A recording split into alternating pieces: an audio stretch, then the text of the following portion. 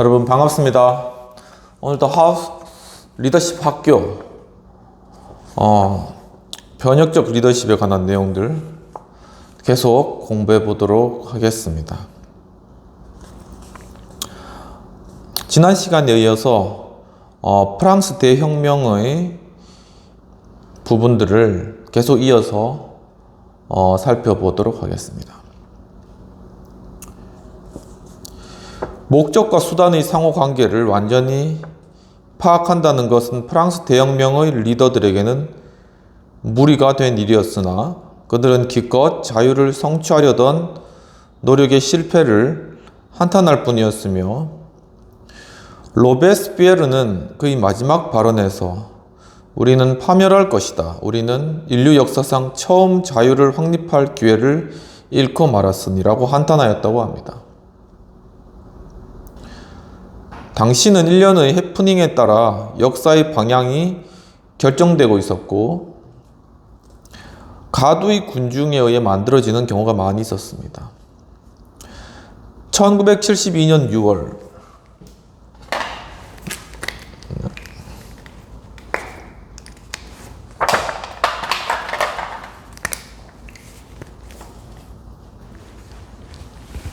(1972년 6월)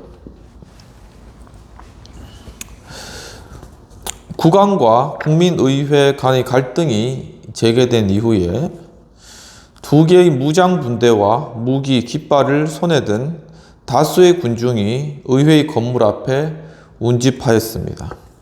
그리고 그들의 대변인으로 나선 한 세관원은 회의실에서 어떤 행정권의 폐지를 요구하기도 하였다고 합니다. 그들이 돌아가는 길에 튀일라 궁을 습격하여서 국왕 부처를 위협하고 루이 16세에게 혁명모를 쓰라고 강요하고, 이러한 일들이 국왕과 혁명파 간의 대립을 더욱 심화시켰습니다. 그리고 이러한 대립들은 외국에서 침공에 들어올 것이라는 그러한 우려가 높아짐에 따라서 더욱더 첨예해진 것입니다. 8월, 1972년 이제 6월이 지나고 8월이 되었는데, 8월에 그 자체의 리더십에 의해 동원된 가공할 만한 규모의 파리 민중은 튀일라 궁을 궁전을 장악하였고, 이 일과 다음에 일어난 일이 대혁명의 분수령이 되었는데, 이제 권력을 둘러싼 대립은 주로 의회 리더들과 파리 꼬민, 섹션, 그리고 군중의 리더들 사이에만 존재하게 된 것입니다. 그러니까 이제는 더 이상 이 국왕이 이 튀일라 궁에 있었던 루이 16세가 더 이상은 이제 권력의 소유자가 아니었던 거죠. 이제는 더 이상 권력을 다 빼앗기고, 이제는 뭐 파리 꼬민이라던가 아니면 국민의회 뭐 이런 여러 단체들이 다 권력을 분점해서 의회죠. 파리 꼬민 뭐 이런 사람들이 이제 권력을 다 분점하고 있는 그러한 상태가 되었다는 것이죠. 근데 이러한 상황에서 이 혁명의 리더십은 폭력과 독재로 줄다름칠 수밖에 없었다라고 하고 있습니다. 결국 이 가운데서 이제 이 혁명 리더십이 결국 이제 폭력 그리고 독재 이런 방향으로 계속 이제 이게 진행되어져 나갔다. 이제 프랑스 대혁명에서 그렇게 이야기를 하고 있는 것입니다.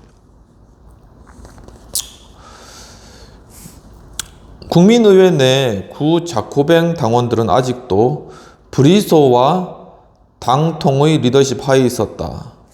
그러니까 이 당시에 이제 구 자코뱅당이 있었는데, 여기서 주요 리더들이 누가 있었냐면은 브리소라는 사람이 있었고 이 당통이라는 그런 사람이 있었다는 것이죠. 많은 사람이 아직까지 이 리더들을 따르고 있었다는 걸 이야기하고 있습니다. 여기서 이제 브리소는 가난한 빵집 요리사의 아들로 가도의 민중을 신뢰하는 견실한 혁명파였다 라고 이야기를 하고 있고, 이 당통은 한때 법무관 보였다가 뇌물로 국왕재판소의 변호사 지위를 얻은 그런 사람이었습니다. 이 당통의 실력은 대내외의 반혁명파에 맞서 자신을 혁명의 상징으로 만들었다는 데 있다라는 것입니다. 이제 이 사람들이 이 프랑스 혁명에 있어서 중요한 어떤 혁명 리더십의 그러한 모습들로 나타났다라는 것입니다. 다음 수주일 동안 국민회의의 안보위원회와 파리 거민 리더들은 검열제를 실시하고 위험 인물을 색출하고 그리고 애국자들에 대한 무기 분배 등을 놓고 갑론을박을 벌였으며 9월에 군중은 파리를 습격하여 1000명 이상의 사람들을 학살하였다고 하고 있습니다. 점점 이제 혁명이 피로 물들어가고 있죠. 이제 8월이 지나고 이제 9월, 여기 파리를 습격해서 1000명 이상 1000명 이상이 죽는 이런 끔찍한 일이 벌어졌다라는 것입니다. 이제 수개월 동안 이 브리소파는 몽타뉴파와 계속 치고받고, 자코뱅당은 몽타뉴파에 의해 장악되고 브리소를 축출하는 것으로 일단락되었다라는 것이죠. 이 자코뱅당 안에 이 몽테뉴파, 몽테뉴가 산이죠. 그러니까 높은 곳에 이제 앉아 있었던 그런 회의실에 높은 곳에 앉아 있었던 사람을 의미하는 것입니다. 그리고 이제 브리소파가 있었는데, 이 브리소가 이제 몰려나고 결국 몽테뉴파의 급진파죠. 이 급진파가 득세하게 됐다라는 것입니다. 브리소는 과거에는 조직 파괴자들이 진정한 혁명가들이었다. 공화파는 조직 파괴자들이 되어야 했다. 그러나 오늘날 조직 파괴자들은 반혁명가이다. 그들은 무정부주의자들이며 반역자들이다. 가중되는 민중의 그렇게 이야기를 했습니다. 이 브리소라는 사람이 그렇게 얘기를 하셨다고 합니다. 그래서 가중되는 민중의 압력은 국왕파의 반혁명 움직임의 중심으로 비춰지고 있던 국왕의 처형이라는 상황으로 몰고 갔다는 거죠. 결국 이제 이 국왕도 반혁명의 중심이다라는 그러한 이야기를 듣고 처형된 그러한 일들을 겪게 되고, 바로 이러한 상황들에 대해서 생쥐스트라는 분은 국왕이 범죄자여서라기보다는 그가 적이며 군사재판에 처해져야 했기 때문에 국왕을 처형해야 한다, 그렇게 주장을 하였다고 합니다. 그러면서 이제 이에 온건책 혹은 연기를 꾀했던 브리소파는 이제 사쿠라로 다 몰렸고, 루이 16세는 1793년 1월 20일에 단두대 이슬로 사라졌다.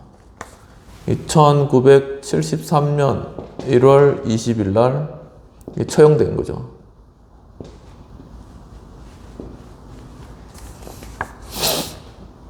이렇게 이제 진행이 되었다는 것입니다.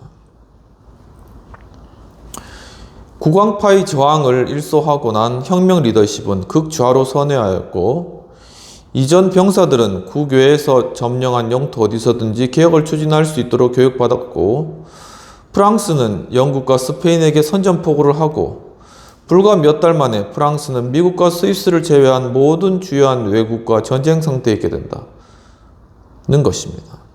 프랑스가 이제 이 혁명 세력에 휘둘리니까 주변의 나라들 계속 깁적거리는 거죠.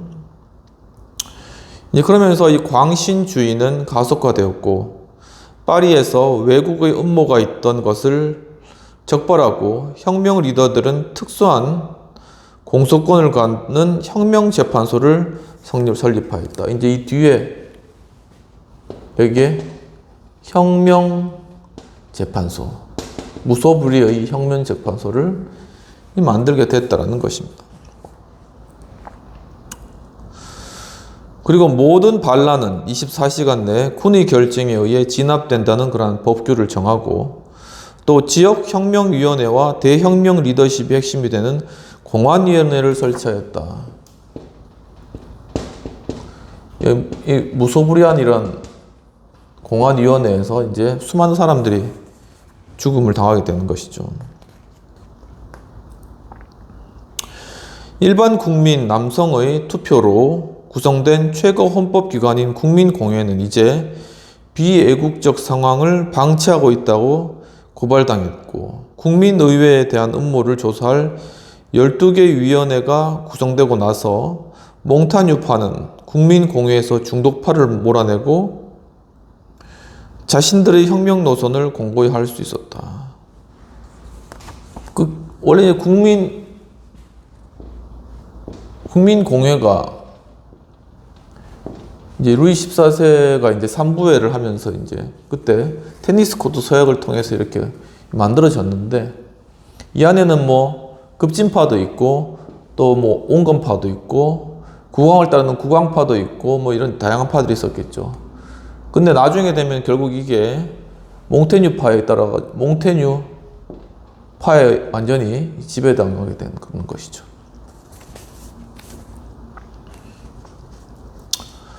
대혁명의 초기 리더들 중 하나이며 또한 국민공회의 숙정에 앞장섰던 마라라는 사람이 있는데, 이 마라가 그로부터 이제 몇 주일 뒤에 자신의 욕탕에서 샤를로트 코르테라는 여성의 손에 찔려 죽게 됩니다. 이 샤를로트 코르테가 자기 나름의 어떤 리더십 이론, 그게 뭐냐면은 자기 암살로 급진파가 억제되고 중도파가 고무될 것이다. 그러니까 그 당시에 이제 급진파가 득세했으니까 이 마라라는 사람을 죽임으로 말미암아 이제 중도파가 도리어 고무되고 좀 계속 죽고 죽이면서 이렇게 유혈 사태가 좀 잠잠해질 것이다 라는 자기 나름대로의 리더십 이론에 빠져가지고 그렇게 이제 마라를 욕실에서 죽이게 되는데, 사실 이제 1793년 7월의 그녀의 행동은 자가당착이 된 셈이다. 그러니까 그렇게 생각했지만 반대로 됐다는 거죠. 1792년이고 1793년 7월에 이런 일이 발생했는데, 이게 점점 더 이제 유혈 사태를 더 심각하게 만들었다는 것입니다. 그것은 공포 정치의 시작을 돕는 결과를 빚었던 것이며, 각 전선들로부터 계속되는 비보는 열광자들의 입지만 강화시켜 주었다라고 하고 있습니다. 또 쌍퀼로드들로부터의 계속되는 압력은 외국 침략에 대한 편집광적인 반응과 겹쳐서 공포와 분노의 기운을 만연시켰다라는 것이죠.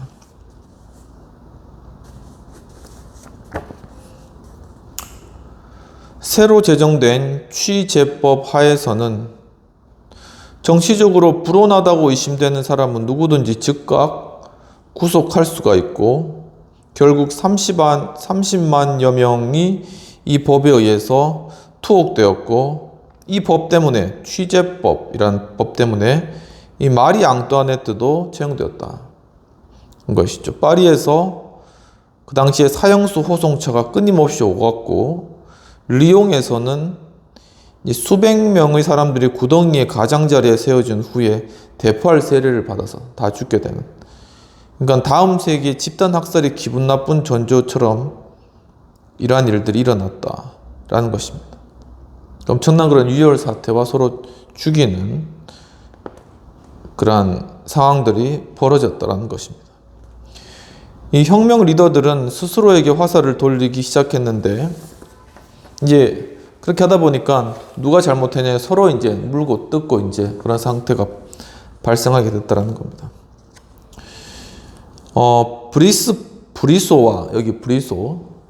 브리소와 그의 동료들이 멋대로의 재판을 받은 후 이 사람이 결국 얘들도 결국 단두대로 가게 됐죠. 그러면서 이제 이 권력은 이 몽타뉴파와 그리고 국민의회 사이, 국민공회 사이에서 요동하면서 새로운 희생자들을 계속 쏟아내게 되었고, 이 과정 가운데서 좌익에 있는 에베르파라는 또 파가 있었는데, 이 에베르파는 점점점 고립되고 또 반동으로 찢기고, 그래서 결국 이 에베르파에 속한 사람들도 이 단두대로 가고, 그리고 나중에 이제 우익인 당통 순서가 된 거예요. 통제 고비가 숨가쁠 때 불타는 급진파였던 사람이 다음 순간에는 반혁명 분자로 낙인 찍혀서 이 사람 역시도 이 단두대로 가는. 그러니까 하루아침에 어떤 혁명의 리더로서 세웠던 사람이 하루아침에 또 반혁명파로 낙인 찍혀서 죽임을 당하는 그러한 일들이 이 프랑스 혁명 가운데 계속적으로 이제 일어나고 있었다라는 것이죠. 그리고 그러면서 이제 1794년 7월에는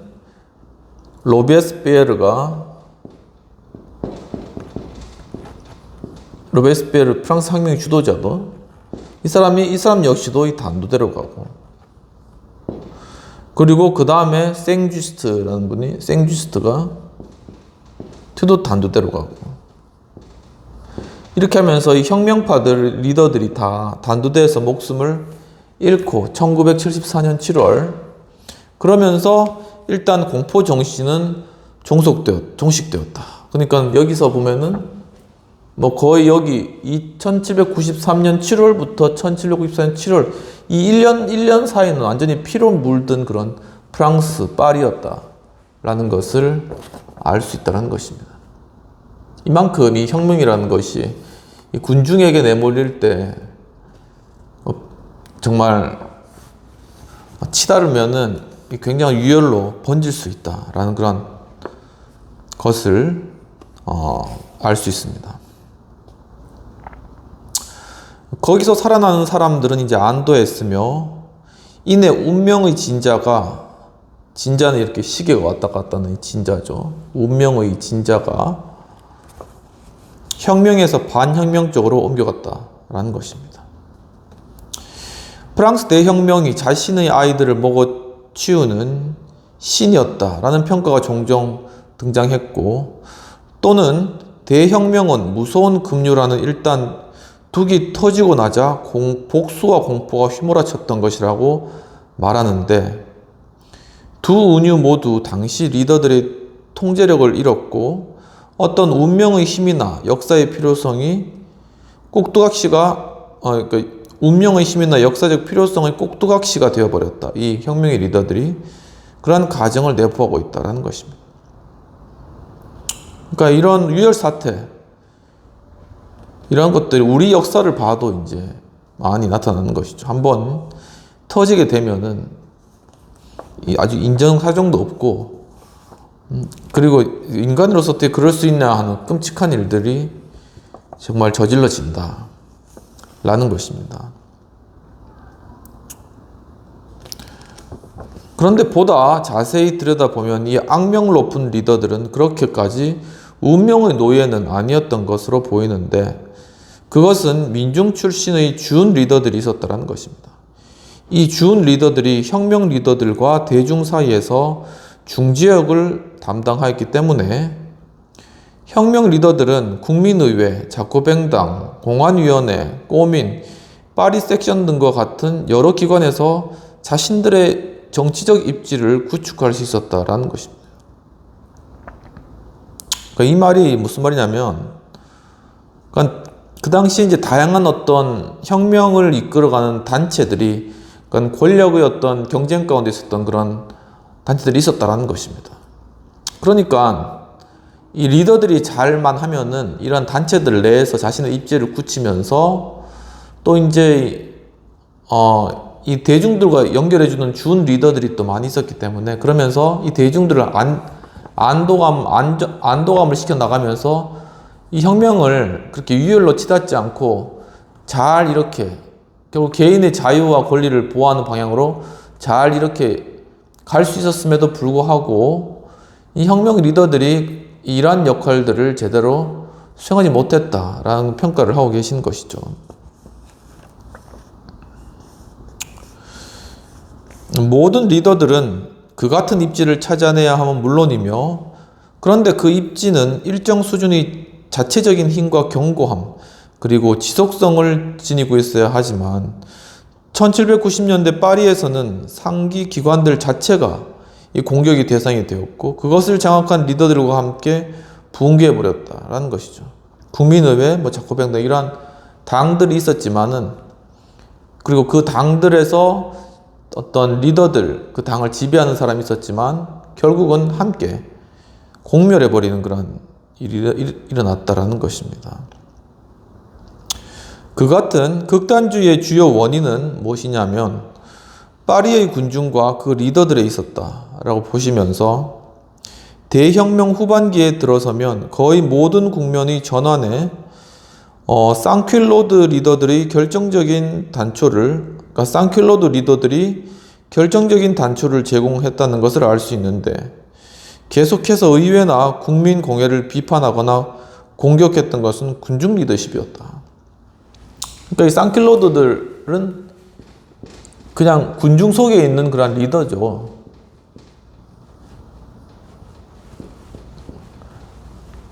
그런데 이제 이 사람들을 이제 요동시킨다라는 것입니다. 일어나서 막 하자, 의회로 가서 부수자, 어디 어떤 부유한 집에 가서 탈취하자, 이런 이 쌍퀼로드 리더, 이 군중 리더가 있다는 겁니다. 군중 리더들. 그러니까 혁명 상황이 되고 아주 어지러운 상태가 되면은 그 가운데서 이제 이 사람들을 이끄는 이런 군중 리더들이 생겨난다는 것입니다. 그리고 이런 리더들은 또 잘 드러나지가 않죠. 그러니까 이렇게 사람들 알려진 사람들도 아니고, 그렇지만 이제 이런 상황을 틈타가지고 이렇게 이제 나서나가 사람들을 이렇게 이제 이끄는 거죠. 그러니까 이제 이 사람들에게 이 파리 시민들하고 이 프랑스인들이 휩쓸리게 되면은 이제 이 군중의 파워와 함께 이제는 폭력으로, 그리고 대량 살상으로 이렇게 휘몰아쳐가는 이러한 일들이 발생한다라는 것입니다.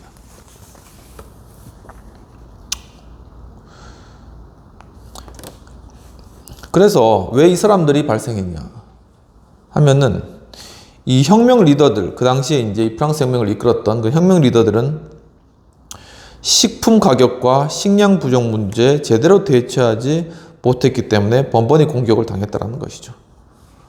그러니까 이 혁명 리더들이 혁명을 일으키고 빵을 약속했는데, 파리 사람들에게 빵을 주겠다, 왕이 주지 못한 빵을 주겠다라고 약속했는데 그 약속을 지키지는 못하는 거죠. 그러니까는 이 군중들이 당장 빵을 달라 그러면서 다시금 이 군중 리더십들에 의해서 일어나고, 그렇기 때문에 그 혁명 리더들이 스스로의 어떤 약속도 지키지 못하고 도덕적 기반도 잃어버리고, 그러니까 그 리더십 자체를 잃어버리고 붕괴해버리는 그런 게 되는 거죠. 그러니까 한 기관씩, 의회라면 의회, 아니면 자코뱅당이라면 자코뱅당, 파리꼬미, 이런 식으로 이제 그들이 이제 어떤 파리 사람들을 이렇게 빵을 공급하고 하는 어떤 그러한 것들을 제도적으로 빨리빨리 형성해 나가면서 이 물자를 공급해 나간 일들을 했어야 되는데, 이러한 일들 제대로 할 수 있는 그런 단체나 리더들이 없었다라는 것이죠.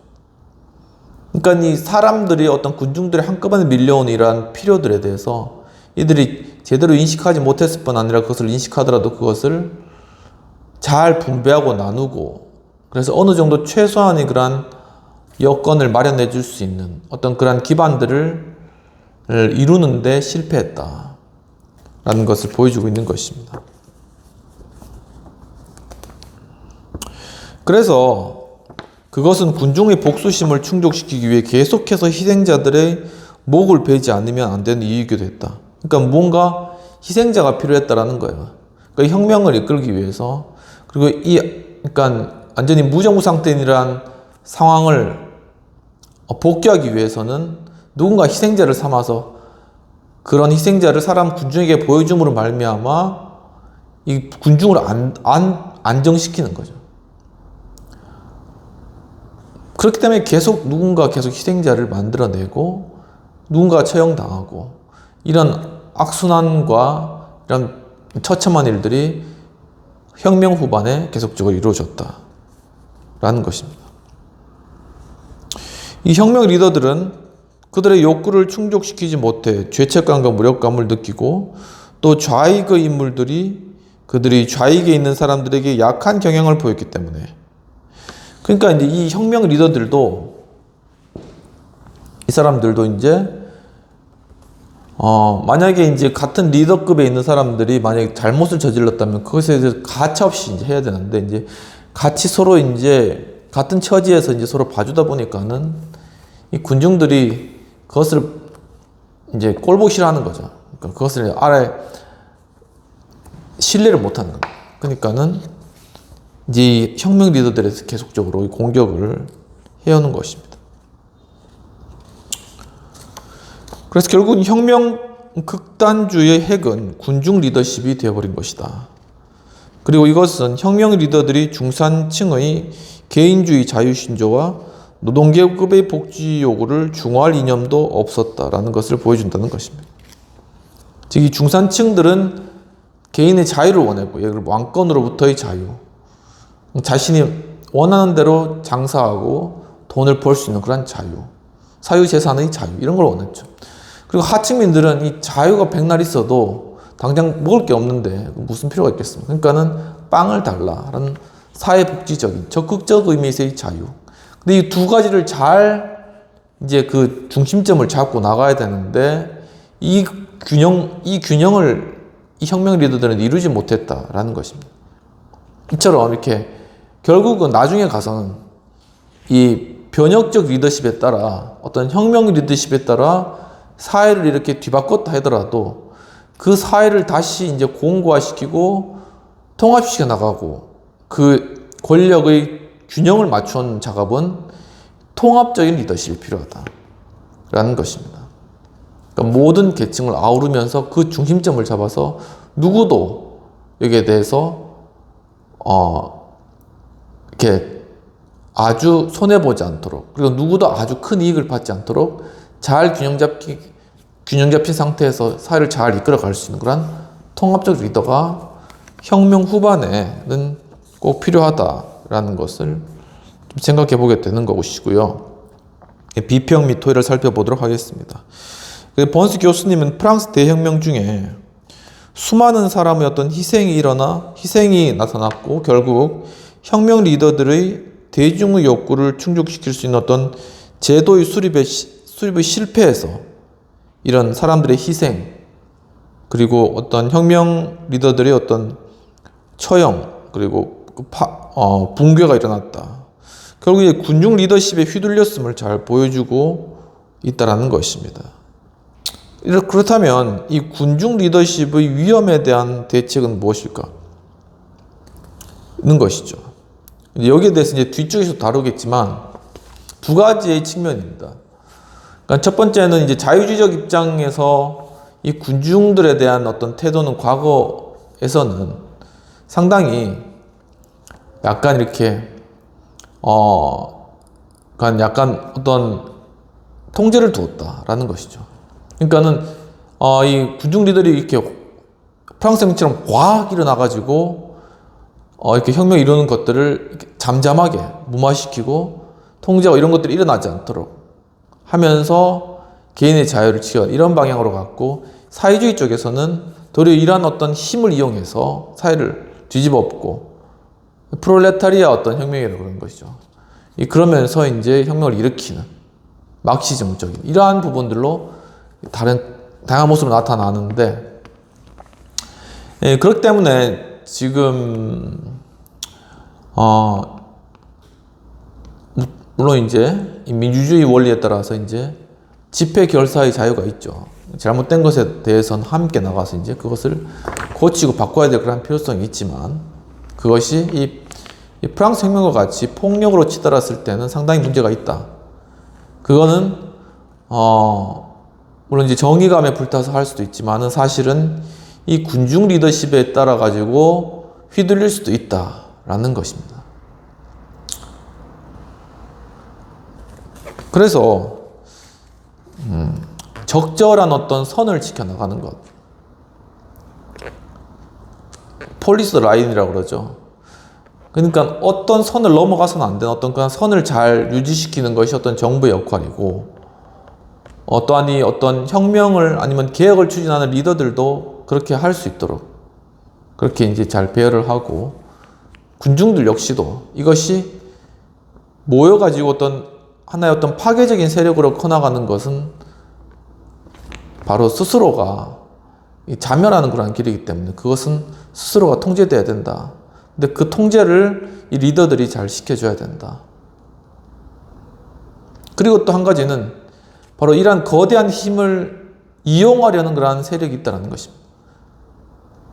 그런데 그걸 잘 알고 그런 부분들을 미리 잘 통제해서, 그래서 잘못된 것에 대해서 집회 결사의 자유를 통해서 그것을 피력하고 나타내고 하는 그러한 것들은 충분히 보장해 주되, 이것이 폭력 사태와 또한 정말 이렇게 피를 불러오는 프랑스 혁명처럼 이러한 일들은 막을 수 있도록 그 선을 잘 지켜야 되는데, 그것은 균형 잡힌 어떤 리더십, 그 통합적 리더십을, 그런 통합적 리더십을 통하여서 가능한 것이다 라는 그런 생각들을 한번 해보게 되었습니다. 여기까지가 이제 프랑스 혁명에 관한 그런 내용이었고요. 다음으로는 러시아로 돌아가서 러시아의 어떤 리더십의 사명과 관련된 그런 혁명의 과정들을 살펴보도록 하겠습니다.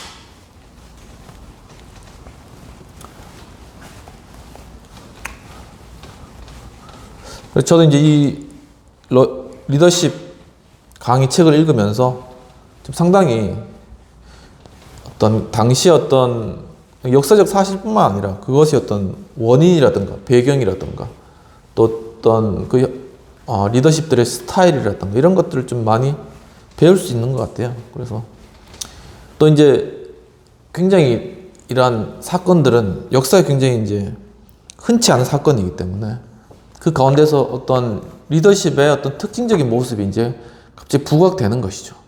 그럼 우리는 그것을 보고 이런 사건과 거기에서 이런 것들이 일으킨 그런 어떤 리더십적인 요인이 무엇인지 알면은, 그러면 어떻게 하면 이러한 것들을 잘 조절해 나가면서 개혁해 나갈까.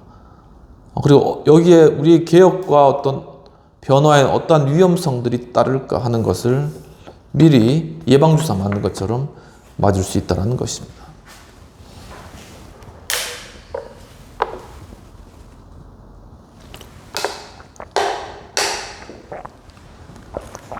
두 번째로는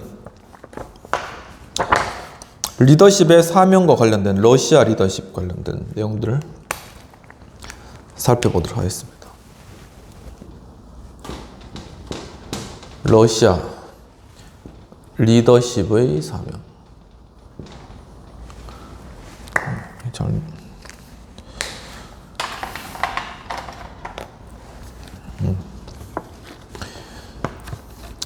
러시아 혁명이 일어나기 50년 전에 아마도 이 기간 중에 발생한 몇 안 되는 획기적인 사건 중에 하나로, 일단의 남녀가 역사의 진행 과정을 이해하며 사회 행동의 레버를 마련하기 위해 노력하고 있었다는 것을 들고 있는데, 그들은 하나의 학파였으며 런던에서 뉴욕까지 그리고 시베리아의 멀고 먼 변방까지 흩어져서 경찰에 쫓기고 밀정들이 공작에 괴롭힘을 당하고 국외 추방을 당하기도 하는 등, 하지만 다시 탈출해서 돌아오곤 하는 그러한 마르크스 혁명가들에 관해서 이제 다루고 있는 것이죠.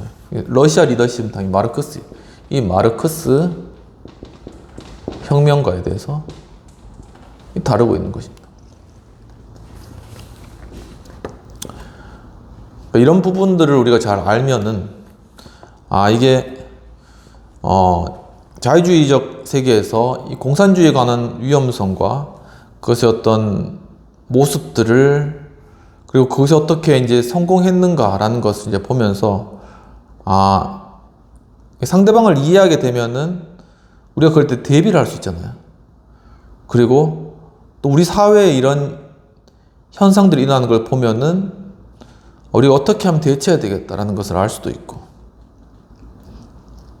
그리고 이제 사회주의적 그런 사고 체계가 어떤 것인지를 우리가 이해하게 되면은 그래서 우리가 어떻게 우리 사회를 대비시켜 나가고 우리 다음 세대를 보호해 나갈 것인가 하는 것도 알 수 있다는 측면에서 이런 러시아 혁명에 관해서 다루는 것은 의미가 있다라는 그런 생각들을 가져봅니다. 이 마르크스 혁명가들은 사회 갈등과 변동의 기본적인 문제들에 대해 열렬한 대륙적인 접근법을 사용하고 있다라고 보았습니다. 그들은 일시적인 집회를 통해서만 하나의 학파로 뭉칠 수 있었는데 그들은 신문을 통해서 여러 사회 관계를 부정하고 배격하며 세세하게 이제 분석하고 파괴하고 또 재건하기도 하였고, 그래서 이제 번스 교수님은 이 마르크스 혁명가들에 대해서 예수의 수사들과 같다라는 그런 표현을 쓰기도 하는 것입니다. 그 예수의 수사들과 같은 열정을 가지고 혁명론을 갈고 닦았다라고 표현을 하고 계십니다. 그들이 기관을 이용한 목적은 트레드 골드에 따르면 완전히 진지한 것이었다. 매 기사, 매 단어 하나하나를 뼈를 깎는 듯한 성실함으로 이루었다. 그러니까 이들이 이제 신문 기사를 이용해서 사람들을 이제 끌어들이는 거죠. 그것도 그냥 하는 게 아니라 하나하나 단어 하나하나까지 이제 세심하게 생각해서 이 말을 하면 사람들이 이렇게 반응할 거다라는 것에 대해서 이제 다 계산을 하고 하나하나도 섣부르게 하지 않고 거기에 심려를 기울여서 그 한 문구 한 문구를 써내려갔다라는 것입니다. 그러니까 이렇게 하니까 사람들이 이제 그 말을 듣고 이제 따르는 것이겠죠. 그들은 집단적으로 세계관, 대전략, 그리고 전술 기획을 각각 하나씩 마련해 두고 있었다라고 이야기를 하고 있습니다. 이 혁명 이론가들, 그리고 논객들, 행동가들의 집단이 가지고 있던 지적, 정치적 리더십은 최소한 17세기 영국 사상가들 혹은 18세기 미국인들의 창조적 사고에 버금가는 것이었다라고 평가를 하고 있는데, 그렇기 때문에 바로 이 체제 자체가 반세기 이상을 또한 이렇게 냉전 시대를 겪으면서, 그리고 또 우리나라 지금 상황 자체도 이렇게 대립된 이러한 상황 가운데 지금 오랜 시간을 지금 보내온 것이 이 이론 자체가 얼마나 굉장히 어떤 영향력을 가지고 있었던가 하는 것을 보여줍니다. 사실 지금 많이 없어지고 유일하게 남아있는 이제 몇몇 나라 중에 북한이 있는 그런 상황이지만, 또 나름대로 북한은 또 나름대로 또 사정치가 따로 있죠. 그래서 이 영국과 미국의 이제 헌정론자들하고 이제 이 마르크스주의자들의 거기에는 중대한 차이점이 있는데, 이제 영국과 미국의 헌정론자들은 민중주의 체제의 리더십을 억제하거나 중화하려고 하였다. 아까 말씀드렸죠. 그러니까는 이 민중주의 체제 리더십.